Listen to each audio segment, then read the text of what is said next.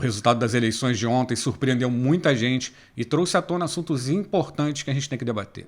O primeiro deles diz respeito às pesquisas eleitorais. Os diretores de institutos vão ter que vir a público e explicar a diferença enorme das projeções que as pesquisas mostravam, as últimas pesquisas mostravam, para os resultados efetivos nas urnas. Os resultados, as diferenças se deram basicamente nas intenções de voto de Jair Bolsonaro. A pesquisa acertou o percentual de Lula, mas ficou muito distante do percentual de voto de Jair Bolsonaro. Mas, especialmente, eu vi pouca gente falando sobre isso, o que mais me preocupou foi o erro nos vieses. Os vieses das pesquisas mostravam um aumento nas intenções de voto do ex-presidente Lula e uma estagnação nas intenções de voto de Jair Bolsonaro. O que a gente viu ontem, na abertura das urnas, foi exatamente o oposto.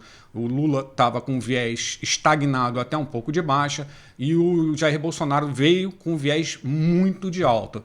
Os diretores vão ter que explicar ou rever suas metodologias para que essas pesquisas se tornem dados confiáveis, não só de apresentação para os eleitores, mas para os profissionais que norteiam campanha, para os candidatos, enfim.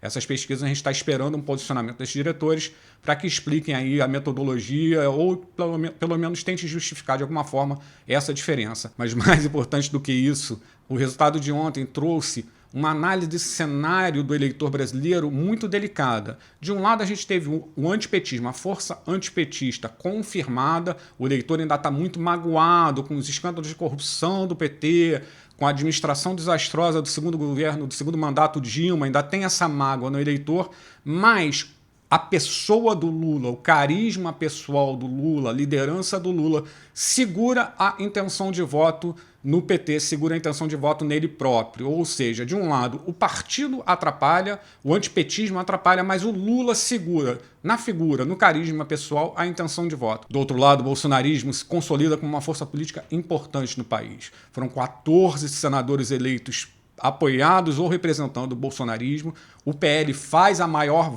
bancada da Câmara, vai com o maior número de deputados federais para o próximo mandato, mas as pessoas encontram na figura do Jair, nas declarações estapafúrdias da pandemia, nas declarações agressivas do presidente Bolsonaro, especialmente durante a pandemia, a maneira com que ele trata também outras questões, uma repulsa que impede ele de votar no Bolsonaro. Ou seja, o bolsonarismo se tornou uma força maior do que Jair Bolsonaro. A gente vinha alertando, e o bom das redes sociais é isso, a gente vinha alertando que existia um vácuo, né, na política nacional para o eleitor conservador. O eleitor conservador não se via representado nem pelo PSDB e nem pelo PT, e que essa liderança que esse vácuo seria ocupado com uma liderança, nem que fosse uma liderança caricata. Eu já estava falando de Jair Bolsonaro, eu sei que os bolsonaristas vão ficar bravos comigo agora, mas o fato é que existia esse vácuo para o eleitor conservador que não se via representado por nenhuma das forças políticas